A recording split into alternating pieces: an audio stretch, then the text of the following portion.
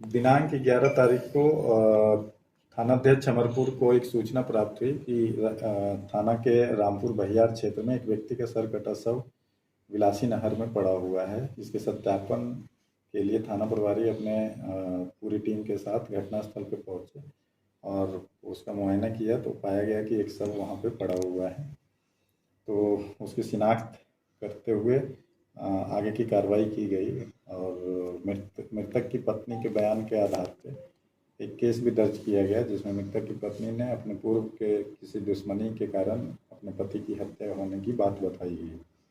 लेकिन बाद में सूचना संग्रह और तकनीकी अनुसंधान करने के बाद यह क्लियर हुआ कि मृतक की पत्नी का ही उसमें अहम रोल है।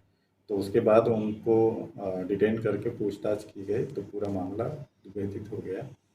मृतक की पत्नी के द्वारा ही अपने कुछ दोस्तों के साथ मिलके, जिसमें एक बिजुला देवी है और एक बालेश्वर हरिजन है, मिलके अपने पति की हत्या धारदार हथियार से गला काट के किया गया था।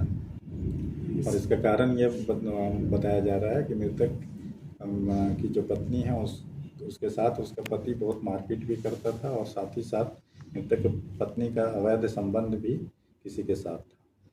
तो इसके कारण वो अपने पति को रास्ते से हटाना चाह रही थी और उसमें बिजुला देवी और बालेश्वर हरिजन के द्वारा सहयोग किया गया था। इन लोगों की के बयान के आधार पे मृतक का जो कटा हुआ सर है वो भी जो पूर्व में जो धड़ जहाँ से बरामद हुआ था वहाँ से लगभग 100 मीटर की दूरी पे सर भी बरामद कर लिया गया और जिस धारदार हथियार का प्रयोग किया गया था और मृतक का मोबाइल, सभी चीज़ों को बरामद कर लिया गया। सर, जो जिसके साथ अवैध संबंध क्या वो भी नहीं, अभी उस पर जाँच चल रही है। अभी उसकी संलिप्तता के बिंदु पे अभी जाँच किया जा रहा है। बालेश्वर का क्या कुछ आपराधिक रिकॉर्ड भी है? बालेश्वर का भी है आपराधिक इतिहास, उसके संबंध में खंगाला जा रहा है और अभी तक जो बताई है उसके अकॉर्डिंगली कि जो मृतक की पत्नी है और बालेश्वर की पत्नी है, जो किसी मामले में जेल में इन लोगों एक साथ मुलाकात हुई थी, उसके बाद मृतक की पत्नी का जिससे उससे पूछताछ हुई है? नहीं, उससे अभी पूछताछ नहीं हुई, लेकिन उस बिंदु पे भी छानबीन किया जा रहा है। उसका भी खुलासा हो गया है कि कौन है उसमें? हाँ। कितने लोगों की गिरफ्तारी हुई सर? 3 लोगों की गिरफ्तारी हो चुकी है और आगे का जो हर एक बिंदु पे छानबीन किया जा रहा है। अगर और किसी की संलिप्तता आती है तो उसके बाद इसमें 3 ही लोग शामिल थे क्या? अभी तो बताया कि और लोगों की संलिप्तता आती है तो उसके बाद मृतक के वहां से होने के बाद षड्यंत्र रचा गया कि कलकत्ता आने के बाद नहीं, ये पहले से ही था प्लान और इवन की कई सारी चीज़ें बताया गया था। इवन मृतक के ऊपर भी कोई पुराना केस दर्ज था, उसको लेके वो बताया गया कि पुलिस खोज रही है तो घर नहीं आना है, इधर चलना है। उसी कारण से वो उसका जो मृतक है वो उधर गया था। प्रेमी की संलिप्तता की बात सामने नहीं आई। प्रेमी की संलिप्तता के बिंदु पे जांच की जा रही है, चूँकि प्रेमी जो है अभी तक जो हम लोगों को टेक्निकल आधार पर ये क्लियर हुआ है कि जिसमें घटना हुई थी उस समय यहाँ मौजूद नहीं था। प्रेम प्रसंग में पत्नी ने ही पति की हत्या करवाया था, सुपारी देकर पति का सिर कटवाया।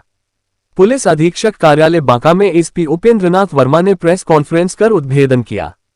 एसपी उपेंद्रनाथ वर्मा के निर्देश पर डीएसपी विपिन बिहारी के नेतृत्व में टीम का गठन कर बड़ी कार्रवाई किया गया।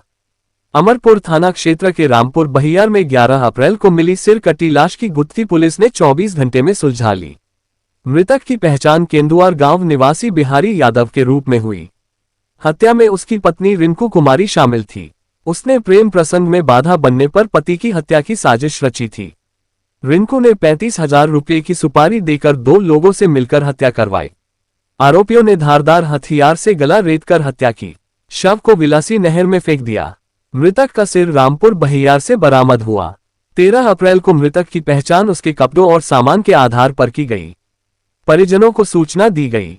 मामले की गंभीरता को देखते हुए एसपी उपेंद्रनाथ वर्मा के निर्देश पर डीएसपी विपिन बिहारी के नेतृत्व में विशेष टीम बनाई गई। जांच में रिंकू कुमारी को हिरासत में लेकर पूछताछ की गई। उसने बताया कि 6 अप्रैल को पति कोलकाता से लौटकर पुंसिया आया था। इंग्लिश मोड़ तक उससे बात हुई, फिर संपर्क नहीं हुआ। पूछताछ में खुलासा हुआ कि रिंकू का गांव के 2 पुरुषों से प्रेम संबंध था। पति को जानकारी होने पर वह मारपीट करने लगा, खर्च देना भी बंद कर दिया। इसी रंजिश में रिंकू ने बालेश्वर हरिजन और बिजुला देवी के साथ मिलकर हत्या की योजना बनाई। रिंकू की मुलाकात जेल में कुछ अपराधियों से हुई थी, वहीं से साजिश रची गई। 6 महीने से हत्या की तैयारी चल रही थी।